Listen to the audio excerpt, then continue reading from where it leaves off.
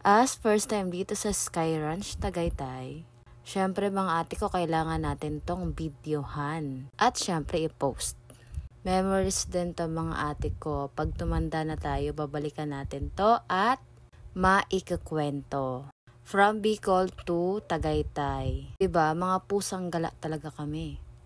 Charis, pero yan, pasok na tayo dito. Sabi nito, welcome daw.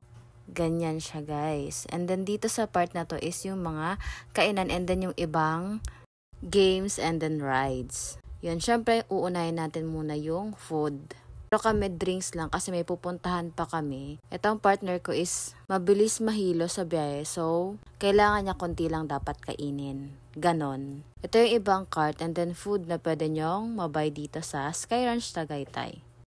Ang entrance pala dito guys is 100 pesos lang. Pero separate doon yung mga rides. Pwede doon kayo rides all you can. So ito mga ate ko yung mga bilihan ng food and then mga souvenirs. Kung galing kayo sa ibang lugar, malalayong lugar, buy kayo dito para may remembrance kayo.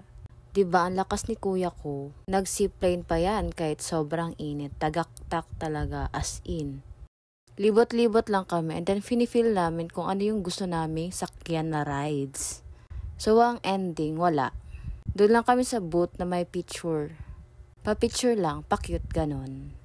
Pero hindi, kasi remembrance na din yon. In the future, makikita mo yung picture nyo, diba? Na-experience mo to kahit ang layo nyo, napuntahan nyo. Pero honestly, nakisabay lang talaga kami para mas makatipid. As in, sobrang tipid guys, kasi hindi na kami namasahe. Tapos patulog-tulog pa sa biyahe. Ayan, libot-libot si partner kong feeling vlogger. Pero hindi naman talaga siya nagbibidyong ng pangmalakasan.